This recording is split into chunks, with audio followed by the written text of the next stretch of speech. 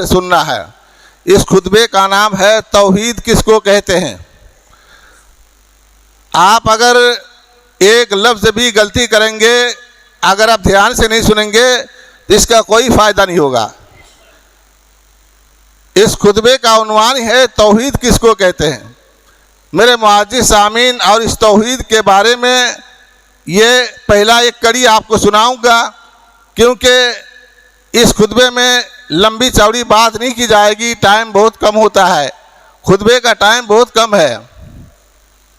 میرے معزز سامعین، ہم مسلمان ہیں، مگر ہمارا اصل مقصد اللہ نے ہم کو کیوں پیدا کیا ہم کو خود نہیں معلوم، اور قرآن کو بھیجنے کا، نبیوں کو بھیجنے کا اللہ تعالیٰ کا کیا مقصد ہے ہم کو خود نہیں معلوم۔ ہم قرآن بھی پڑھتے ہیں، حدیث بھی پڑھتے ہیں، مگر اللہ کا مقصد کیا ہے ہم کو نہیں معلوم۔ اگر ہم غور کریں گے، قرآن حدیث پڑھیں گے، تو بخوبی ہم کو معلوم پتہ چل جائے گا کہ اللہ کا مقصد کیا ہے۔ میرے معزز سامعین، تو توحید کس کو کہتے ہیں آپ کو معلوم ہونا چاہیے۔ توحید صرف اللہ کی عبادت کا نام ہے۔ توحید کس کو کہتے ہیں؟ صرف اللہ کی عبادت کا نام توحید ہے۔ اسی توحید کو دے کر، اسی کلمہ طیب یعنی لا الہ الا اللہ کو دے کر تمام انبیاء کو اللہ تبارک و تعالیٰ نے مبعوث فرمایا۔ حضرت آدم علیہ السلام کے بعد، بغور سے سنیں آپ لوگ، ہیڈنگ بتا رہا ہوں، یہ ہیڈ لائن بتا رہا ہوں، 2-4 آپ کی زندگی میں، ساری زندگی آپ کو کام آنے والی ہے۔ اللہ تبارک و تعالیٰ نے حضرت آدم علیہ السلام کے بعد، تاریخ اور کتب حدیث سے پتہ چلتا ہے کہ حضرت نوح علیہ السلام آدم علیہ السلام کے بعد اس دنیا میں پہلا نبی ہیں۔ تو حضرت نوح علیہ السلام کو اللہ تبارک و تعالیٰ نے اس وقت مبعوث فرمایا جب اس کی قوم نے ود، سوا، یعوس، یعوق، نصر جیسے صالحہ کے بارے میں گلو سے کام لیا۔ اگر کسی کو کوئی لفظ سمجھ میں نہ آئے تو ہاتھ اٹھائے، تو میں اس کو دوسرا لفظ میں، آسان لفظ میں سمجھا دوں گا۔ گلو کہتے ہیں غلطی کرنا، زیادتی کرنا۔ میرے معزز سامعین، تو اللہ تبارک و تعالیٰ نے حضرت نوح علیہ السلام کو اس دنیا فانی میں اس وقت مبعوث فرمایا جب اس کی قوم نے ود، سوا، یعوس، یعوق، نصر جیسے صالحہ کے بارے میں گلو سے کام لیا۔ اور اللہ تبارک و تعالیٰ نے حضرت محمد صلی اللہ علیہ وسلم کو اس وقت مبعوث فرمایا۔ حضرت محمد صلی اللہ علیہ وسلم نے آ کے ود، سوا، یعوس، یعوق، نصر جیسے صالحہ کے مورتیوں کو توڑا۔ اللہ تبارک و تعالیٰ کے نبی محمد صلی اللہ علیہ وسلم نے کیا کیا؟ ود، سوا، یعوس، یعوق، نصر جیسے صالحہ کے مورتیوں کو توڑا۔ اور اللہ تبارک و تعالیٰ نے محمد صلی اللہ علیہ وسلم کو ان لوگوں کے طرف بھی مبعوث فرمایا جو ہر سال حج کرتے تھے، زکوٰۃ دیتے تھے، صدقہ خیرات کرتے تھے، اور ذکر الہی کے لیے پہاڑوں اور جنگلوں میں جایا کرتے تھے۔ مگر ان کا کیا قصور تھا؟ جیسے عیسیٰ ابن مریم یا کوئی مقرب فرشتے اللہ اور اپنے درمیان واسطہ دیتے اور کہتے کہ ہم اس لیے واسطہ دیتے ہیں کہ تاکہ ہم اللہ کی تقرب حاصل کرنا چاہتے ہیں، اس لیے واسطہ دیتے ہیں تاکہ ہم اللہ کے جناب میں شفاعت چاہتے ہیں۔ میرے معزز سامعین، اللہ تبارک و تعالیٰ نے محمد صلی اللہ علیہ وسلم کو اس دنیا میں اس لیے مبعوث فرمایا تاکہ دین ابراہیم کی تجدید کریں۔ کس لیے؟ اللہ تبارک و تعالیٰ نے محمد صلی اللہ علیہ وسلم کو اس دنیا میں اس لیے بھی مبعوث فرمایا تاکہ دین ابراہیمی کی تجدید کرے۔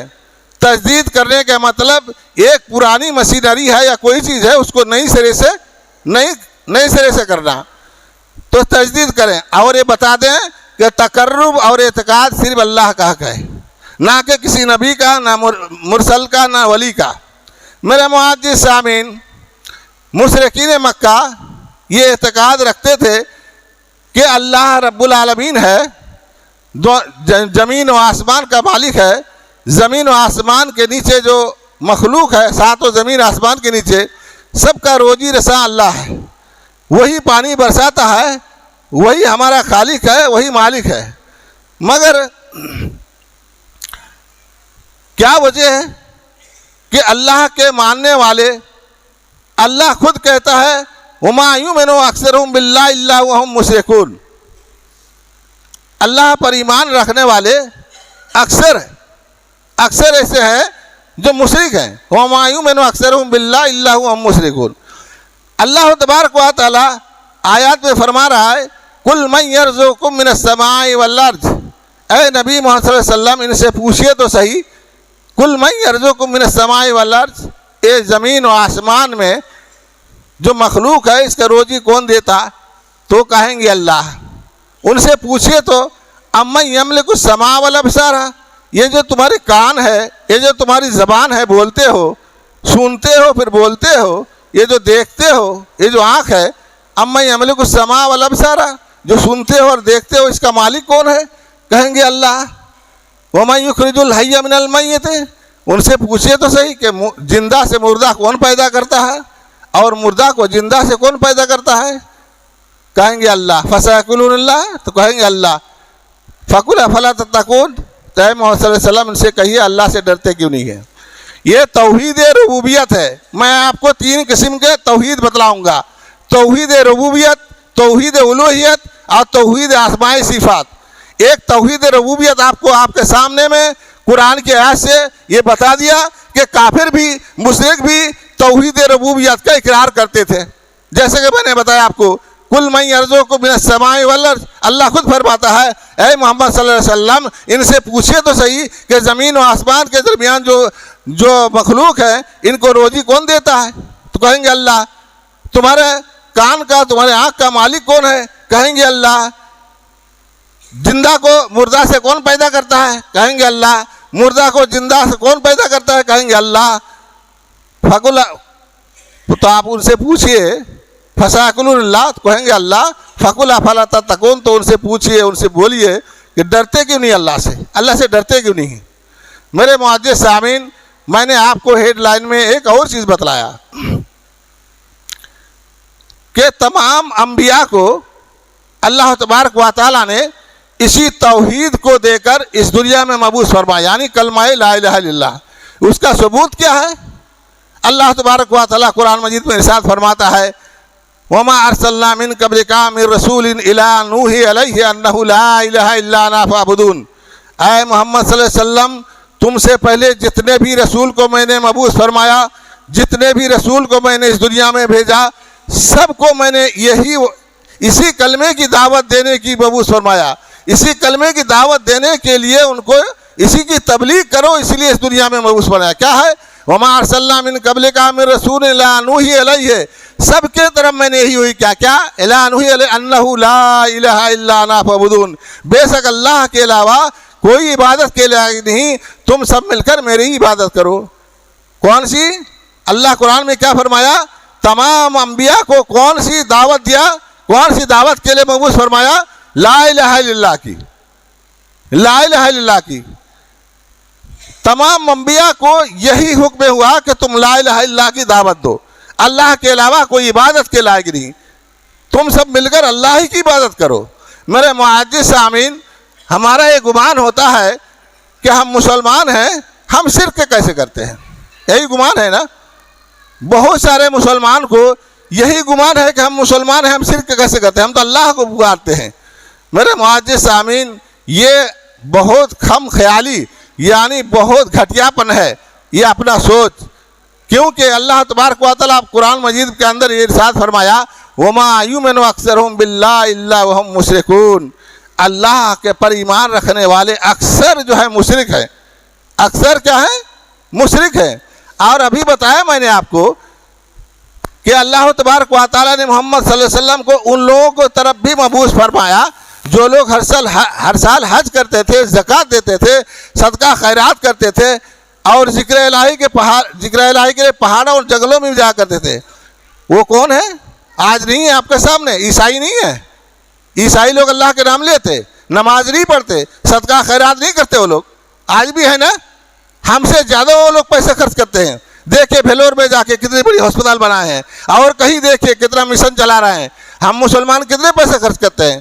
ہم سے بہت زیادہ پیسے خرچ کرتے ہیں، ان کی گرجا، ان کی اور سب کچھ، وہ نماز بھی پڑھتے ہیں، ذکر الہی بھی کرتے ہیں، کیا وہ مومن ہیں؟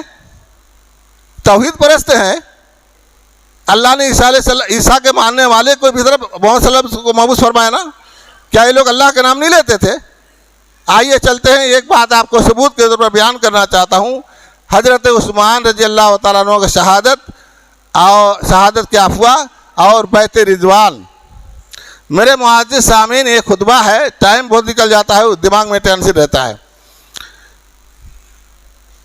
حضرت عثمان رضی اللہ تعالیٰ عنہ کو ایک بار جب اللہ کے نبی محمد صلی اللہ علیہ وسلم مکے آ رہے تھے حج کے لیے، اور اس وقت مکہ فتح نہیں ہوا تھا، راستے میں پڑاؤ ڈالے اور یہ تجویز کی گئی کہ حضرت عمر کو مکے کی طرف بھیجا جائے، ان کو بتا دیا جائے کہ ہم حج کے لیے آ رہے ہیں، عمرے کے لیے آ رہے ہیں، تاکہ ہم سے لڑائی بھڑائی نہ ہو۔ حضرت عمر نے یہ کہہ کے انکار کر دیا کہ محمد صلی اللہ علیہ وسلم ہمارا وہاں کوئی رشتہ دار نہیں ہے، انہونی اگر ہو جائے تو ہمارا پیٹھ پیچھے کوئی کچھ کہنے والا نہیں ہے، تو حضرت عثمان کو بھیج دیجئے، وہاں ان کے بہت سارے رشتہ دار ہیں، بہت سارے لوگ ہیں۔ تو بات طے ہو گئی، حضرت عثمان رضی اللہ تعالیٰ کو بھیجا گیا۔ جب حضرت عثمان رضی اللہ تعالیٰ وہاں پہنچے، کافروں نے دیکھا، اگر ایک ایک کا نام لے لوں تو خطبہ ختم ہو جائے گا، تو ایک نے دیکھا، تو انہوں نے جب دیکھا حضرت عثمان کو، پوچھا کیا ارادہ ہے؟ جب ارادہ بتایا گیا تو ان کو اپنے گھوڑے پر سوار کیا اور مکے میں لے گیا۔ مکے میں جا کر ان سے بات چیت ہوئی۔ حضرت عثمان کو رضی اللہ تعالیٰ عنہ کو تھوڑا ٹائم روک لیا گیا، 2-1 دن۔ یہاں افواہ کیا پھیلا کہ حضرت عثمان کو شہید کر دیا گیا۔ کیا افواہ پھیلا کہ حضرت عثمان کو شہید کر دیا گیا۔ اس شہادت کے لیے اللہ کے نبی صلی اللہ علیہ وسلم ایک درخت کے نیچے بیعت لینے لگے سب کو۔ سب سے پہلا اللہ کے نبی کے حضرت عثمان کا ہاتھ ہے، اس میں بیعت کرو، اور اس بات پر بیعت کرو کہ جب تک ہم حضرت عثمان کی بدلہ نہیں لیں گے، شہادت کا بدلہ، تب تک ہم میدان چھوڑ کے نہیں جائیں گے، نہ بھاگیں گے، مر جائیں گے، میدان چھوڑ کے نہیں جائیں گے۔ سب سے پہلا صحابی تھے بیعت کرنے والوں میں حضرت اسنان سعدی، اور ایک صحابی تھے حضرت سلمہ بن عقو، دوست نے پہلے بھی بیعت کیا، درمیان میں بھی اور آخر میں بھی۔ اور اس میں سے ایک آدمی تھا جد بن قیس، جو منافق تھا، اس نے بیعت نہیں کیا۔ اور جو جھاڑیوں میں بیعت کر رہے تھے اس وقت حضرت عمر جو ہے اللہ کے نبی کو پکڑے ہوئے تھے، اور ایک صحابی جو ٹہنیوں کو سایہ کیا ہوا تھا اللہ کے نبی کا۔ میرے معزز سامعین، جب بیعت ہو چکی تو حضرت عثمان بھی آ گئے، انہوں نے بھی بیعت کیا۔ حضرت عثمان آ گئے، جب انہوں نے حضرت عثمان کو دیکھ لیا، غصہ ٹھنڈا ہو گیا، بیعت بھی ختم ہو گیا۔ اللہ نے یہ آیات اتارا، لقد رضی اللہ عن المؤمنین اذ یبایعونک تحت الشجرہ، بے شک اللہ تعالیٰ ان مومنین پر راضی ہو گیا جو اس درخت کے نیچے بیعت کر رہے تھے۔ میرے معزز سامعین، میں اس کہانی کو اس لیے سنا رہا ہوں، دیکھیے کافر اللہ کے نام لیتے تھے کہ نہیں؟ ہمارے جو گمان ہے جو ہم ہی اللہ کے نام لینے والے، ہم کیسے مشرک ہیں؟ تو کافر لوگ، مشرک لوگ اللہ کے نام لیتے تھے کہ نہیں؟ میرے معزز سامعین، ادھر سے کافروں کی طرف سے سہیل بن عمرو آیا تو اللہ کے نبی نے دیکھ کر کہا، اے صحابیو، تمہارا کام آسان کر دیا گیا، لہٰذا شارٹ میں بتا رہا ہوں، حضرت سہیل بن عمرو آئے، اور جو ہے وہ بیعت کی جو صلح کی بات تھی وہ بات چیت شروع ہوئی، تو کافروں نے یہ بات لازماً بولا تھا حضرت سہیل بن عمرو کو کہ یہ بات ضرور صلح میں طے کرنا کہ اس سال آپ واپس چلے جائیں گے، مکے میں نہیں آئیں گے۔ اگر مکے میں داخل ہو گئے تو عرب قوم ہم کو یہ سمجھے گی کہ جبراً داخل ہو گئے، لہٰذا آپ اس سال عمرہ اور حج نہیں کریں گے، وہیں سے واپس چلے جائیں گے۔ تو صلح کی بات ہوئی، بات ہونے کے بعد جب طے ہو گئی پوری بات، تو اللہ کے نبی صلی اللہ علیہ وسلم نے حضرت علی کو بولا، اے علی لکھو بسم اللہ الرحمن الرحیم۔ حضرت سہیل نے کیا اعتراض کیا کہ ہم رحمان اور رحیم کو نہیں جانتے ہیں۔ حضرت سہیل نے کیا کہا کہ ہم رحمان اور رحیم کو نہیں جانتے، آپ بیس میں تالا لکھے۔ دیکھیے اللہ کے طرف سے نازل کردہ بسم اللہ الرحمن الرحیم ہے، اور یہ مشرک بیس میں تالا لکھتے تھے، یعنی اللہ کے نام سے شروع، بیس میں تالا، مگر رحمان الرحیم نہیں جانتے تھے۔ تو اس نے پٹاخ سے اعتراض کیا کہ ہم رحمان اور رحیم کو نہیں جانتے ہیں، اس میں لکھے بے اس میں تالا۔ جب پوری بات لکھ دی گئی تو اللہ کے نبی نے فرمایا اے علی لکھو محمد رسول اللہ صلی اللہ علیہ وسلم کی جانب سے۔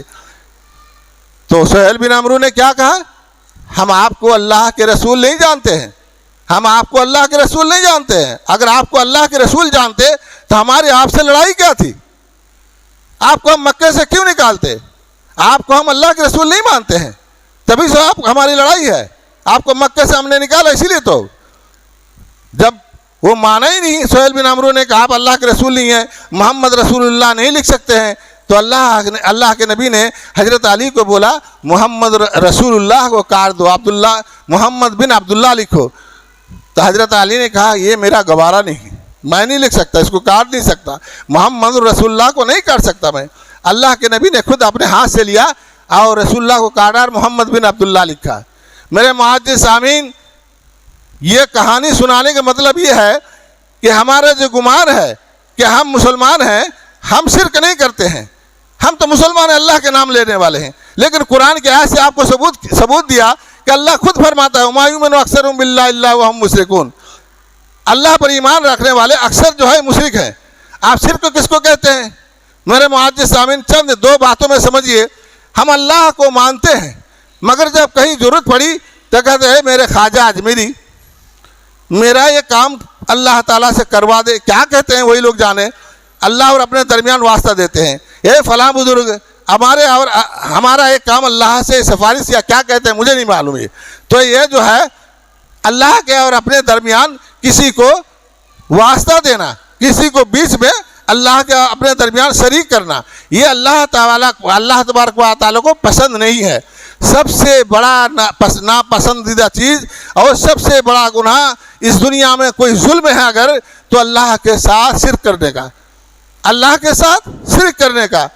خود اللہ تعالیٰ قرآن میں فرماتا ہے ان الشرک لظلم عظیم، بے شک شرک جو ہے ظلم عظیم ہے۔ تو شرک سے بڑھ کر اللہ کے نزدیک کوئی ایسی چیز نہیں ہے جو اللہ کو اتنا ناراضگی ہو۔ مثال کے اللہ تعالیٰ قرآن میں ایک آیت میں فرماتا ہے ان اللہ یغفر ما یشرک بہ ویغفر ما دون ذلک، ان اللہ لا یغفر ان یشرک بہ ویغفر ما دون ذلک لمن یشاء، بے شک میں تمام گناہوں کو معاف کر دوں گا سوائے شرک کے، ان اللہ لا یغفر ان یشرک بہ، بے شک میں معاف نہیں کروں گا شرک کو، اس کے علاوہ چاہے جتنے بھی گناہ ہے سب کو معاف کر دوں گا۔ تو شرک ایسی چیز ہے، ہم شرک کے بارے میں کیوں اتنا زور سے بولتے ہیں؟ دنیا میں بہت سارے بولنے کی چیز ہے، مگر اللہ نے بھی فرمایا کہ میں نے تمام انبیاء کو اسی لیے مبعوث فرمایا تاکہ ہماری اس توحید کو بیان کر دے، تاکہ ہماری اس توحید کو بیان کر دے، لا الہ الا اللہ کی تبلیغ کر دے کہ میں ایک اکیلا ہوں، وحدہ لا شریک ہوں، میرے علاوہ کوئی عبادت کے لائق نہیں، میرے علاوہ کوئی پکارنے کے لائق نہیں۔ میرے معزز سامعین، اللہ تبارک و تعالیٰ سے شرک جو کرتا ہے وہ کبھی اپنے گریبان میں جھانک کے دیکھا ہے؟ آپ دعا میں پڑھتے ہیں ان الصلاۃ ونسکی ومحیایا ومماتی للہ رب العالمین، میری نماز، میری قربانی، میرا جینا، میرا مرنا اللہ تیرے لیے ہے۔ یہ پکارنا بھی توحید الوہیت، تب اللہ کو پکارتے ہیں۔ آپ پکارتے ہیں تو پکارنے کا کیا مطلب ہے؟ اللہ تعالیٰ کو پکارتے، اللہ پکار کو سننے والا ہے، مگر جب اللہ تعالیٰ کو آپ پکارتے ہیں تو کسی کو شریک کرتے ہیں۔ اللہ تعالیٰ کے جب نماز پڑھتے ہیں تو کیا کسی کو شریک کرتے ہیں؟ نہیں کرتے ہیں۔ اللہ تعالیٰ کے لیے قربانی کرتے ہیں تو پھر شریک کرتے ہیں؟ نہیں کرتے ہیں۔ مگر دیکھیں کرتے ہیں نا، ان کے لیے بھی قربانی کرتے ہیں، ان کے لیے بھی شیرنی بانٹتے ہیں۔ میرے معزز سامعین، یہ ٹائم بہت شارٹ ہوتا ہے، اسی لیے لمبا تفصیل بیان کرنا مشکل ہو جاتا ہے۔ میرے معزز سامعین، یہ جو ہم نے پڑھا ود سوا، حضرت نوح علیہ السلام کو اللہ نے اس وقت مبعوث فرمایا جب اس کی قوم نے ود سوا، یعوس، یعوق، نصر جیسے صالحہ کے بارے میں غلو سے کام لیا۔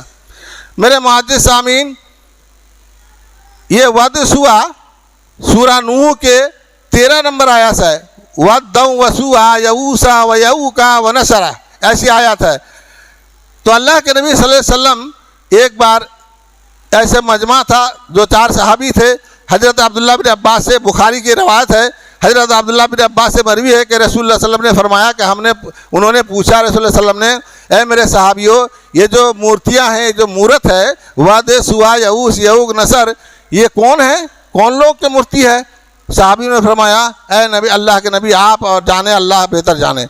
اللہ کے نبی صلی اللہ علیہ وسلم، بخاری کی حدیث ہے، حضرت عبداللہ بن عباس سے مروی ہے، اللہ کے نبی نے فرمایا، میرے صحابیوں، یہ جو ود، سوا، یعوس، یعوق، نصر، یہ نوح علیہ السلام کے نیک لوگ تھے، ولی تھے، صالح لوگ تھے، مگر ان کے نام پر یہ مورت کیسے بنا؟ مورتیوں میں کیسے تبدیل ہوا؟ جب یہ لوگ ایک ایک کر کے فوت ہو گئے تو ان کے ماننے والوں کو شیطان نے وسوسہ دیا کہ تم ایک تصویر بناؤ۔ جب ایک تصویر بنا لی گئی تو پھر یہ لوگ جب فوت ہو گئے تو دوسرے پیڑھی کو شیطان نے وسوسہ دیا کہ بھائی ایسے تصویر بنا کے کچھ ہوتا ہے، ایک مورت بناؤ، ایک اسٹیچو بناؤ تو سب دیکھیں گے۔ پھر ایک اس کا جو ہے بنا لیا گیا، یہ بھی مر گئے تو دوسرے تیسرے پیڑھی کو شیطان نے وسوسہ دیا کہ بھائی ایسے گھر میں رکھنے سے تھوڑی کم چلتا ہے، چوراہے میں لے کے جا کے ڈالو، جہاں سب کچھ آئیں گے، سب لوگ آئیں گے، دیکھیں گے ہمارے ولی تھے، یہ ہمارے بزرگ تھے۔ جب وہاں پر ڈال دیا گیا، کھڑا کر دیا گیا تو یہ بھی مر گئے تو شیطان نے اس کو نظر و نیاز چڑھاؤ پیش کر دیا گیا۔